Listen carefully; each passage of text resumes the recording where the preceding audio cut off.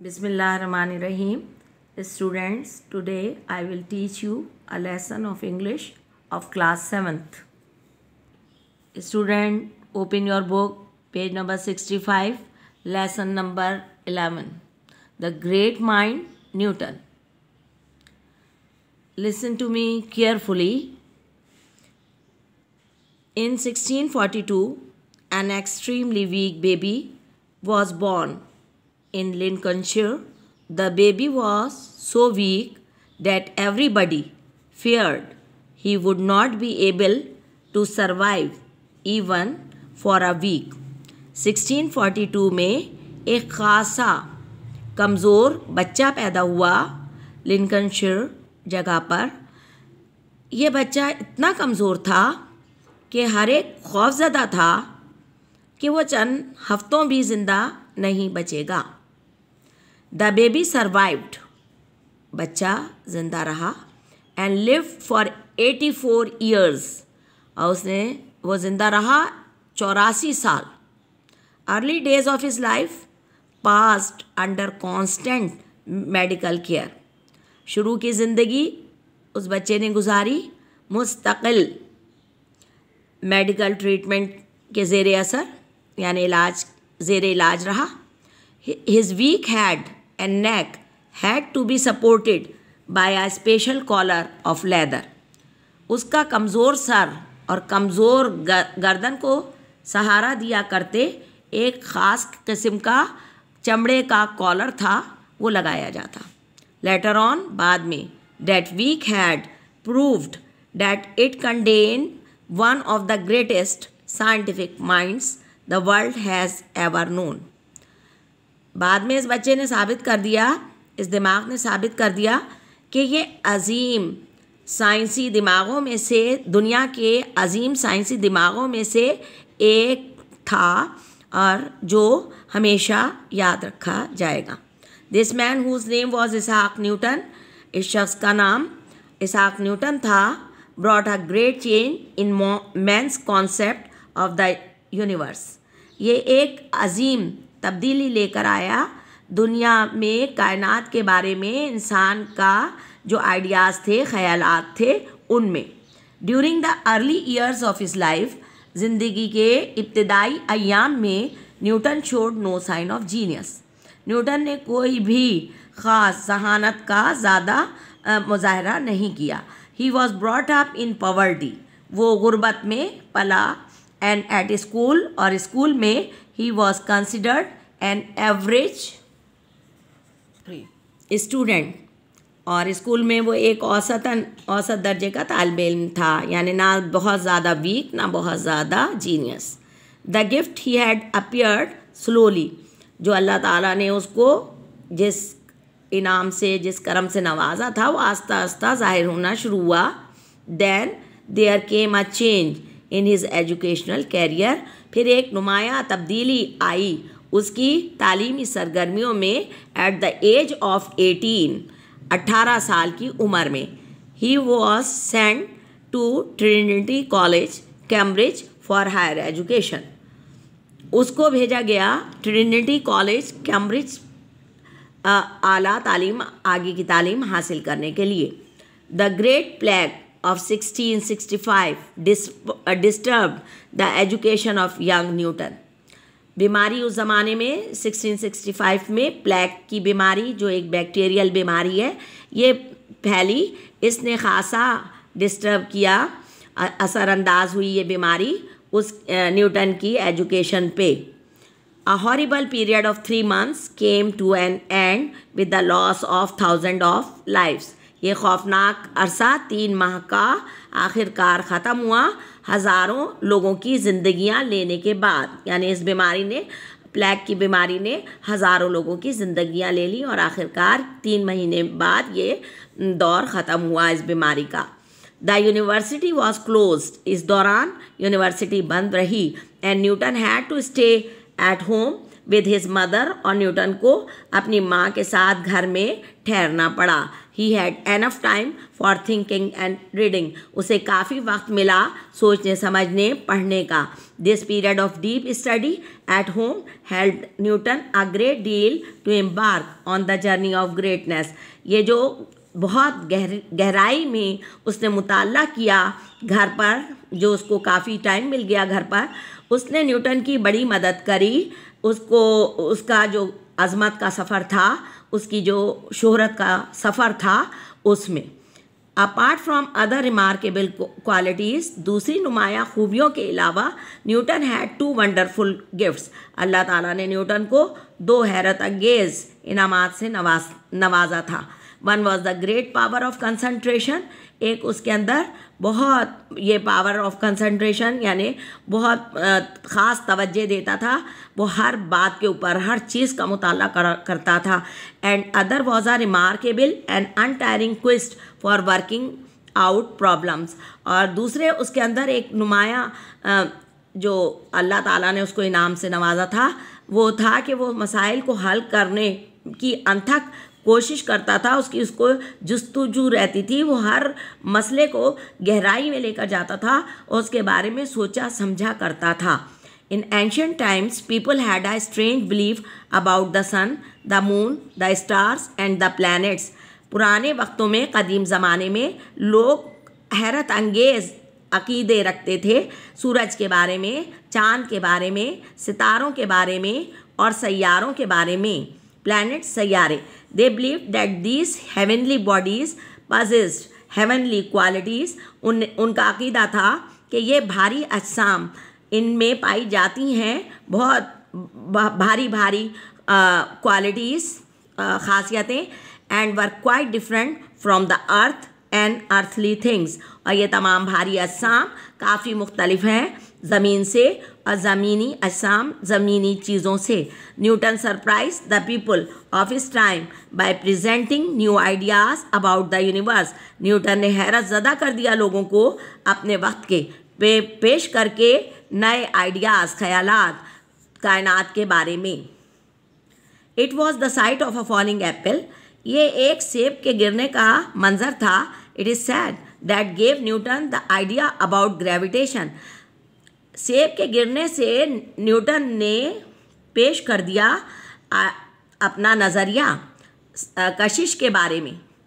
It made him think why did the Apple come down and not go up. इसने मजबूर कर दिया उसे सोचने पर कि ये सेब टूट कर ऊपर क्यों नहीं गया, नीचे क्यों आ गिरा। Did the force of gravity of the earth draw the Apple towards the ground. क्या ज़मीन की कशिश जो है वो खींच लेती है सेब को अपनी जानिब। Was it the similar sort of force that kept the moon and the planets in their orbit? क्या यही कशिश है जो सूरज को, तमाम सैयारों को अपने मदार में घूमने में मदद देती है। These questions emerging from Newton's mind demanded answer. ये तमाम सवालात न्यूटन के दिमाग में पैदा हुए और ये आंसर मालूम कर रहे थे, जवाब मालूम कर रहे थे।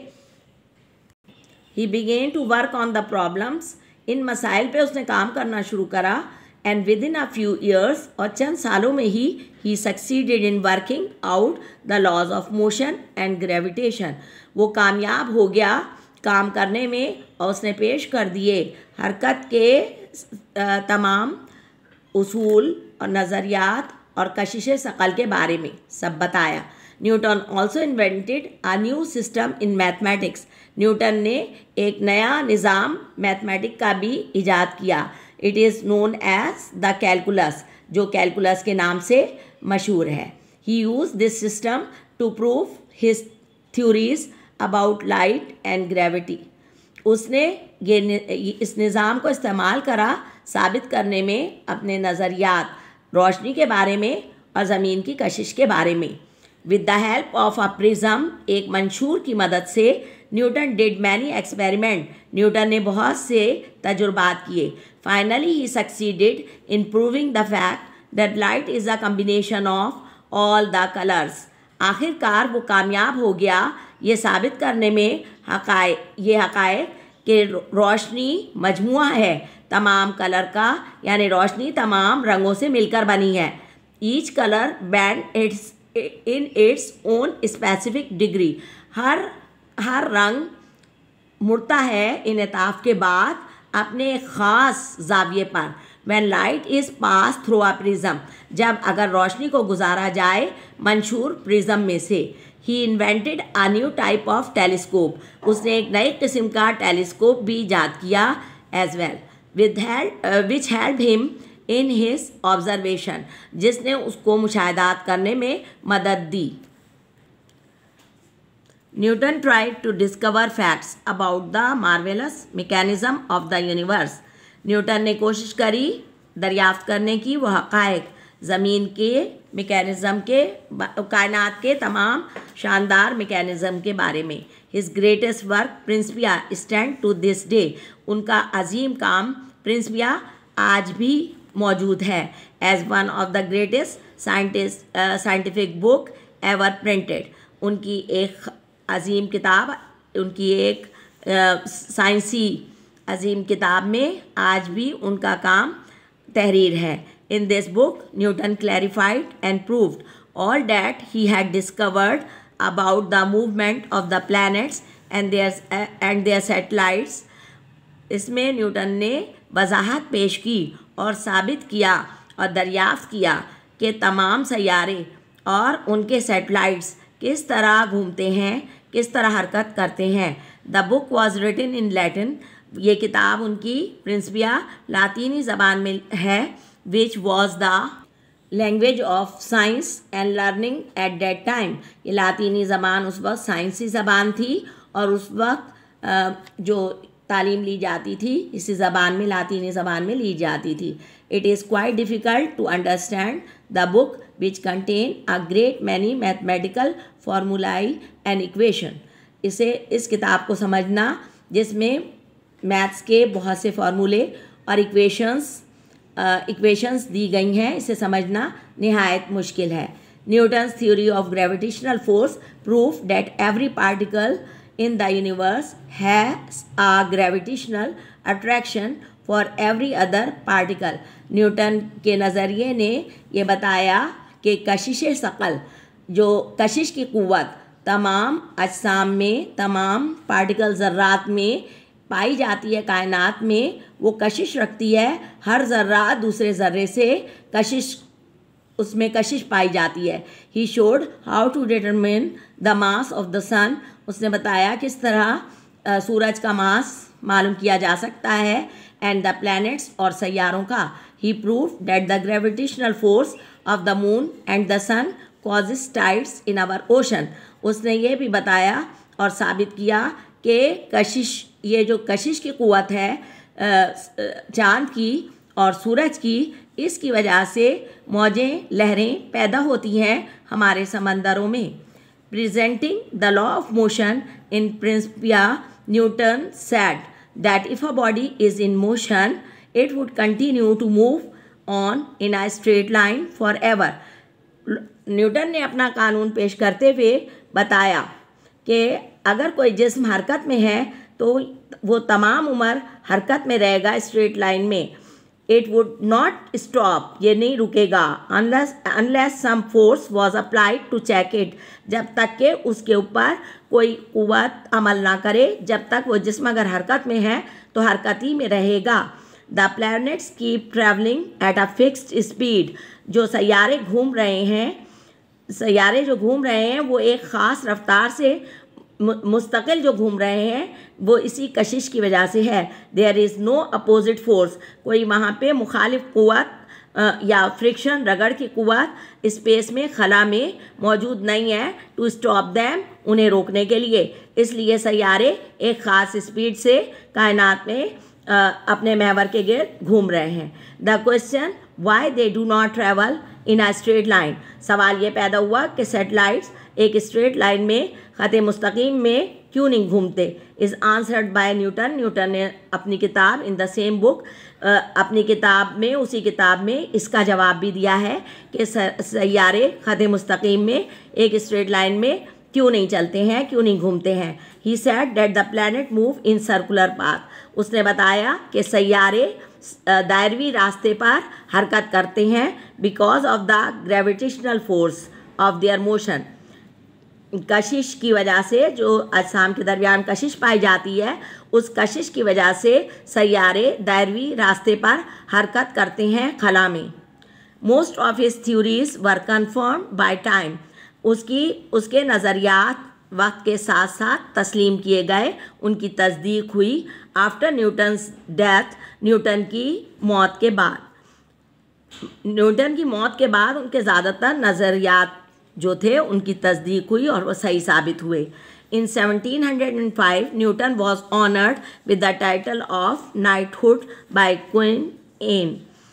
1705 में न्यूटन को नवाजा गया खिताब नाइटहुड का क्वीन एन ने उन्हें दिया in a special ceremony held at Cambridge में एक ख़ास मौके पर एक तकरीब में क्वीन एन ने उन्हें नाइटहुड के टाइटल से नवाजा 1705 में। He is the only scientist to have reached the honour. ये वो वाहिद he is the only scientist to have received the honour. वो वाहिद साइंसदान हैं जिन्होंने ये एजाज़ हासिल किया। Sir Isaac Newton was one of the greatest mind the world has known. Sir Isaac Newton को एक अजीम साइंसदान, दुनिया का एक अजीम साइंसदान माना जाता है।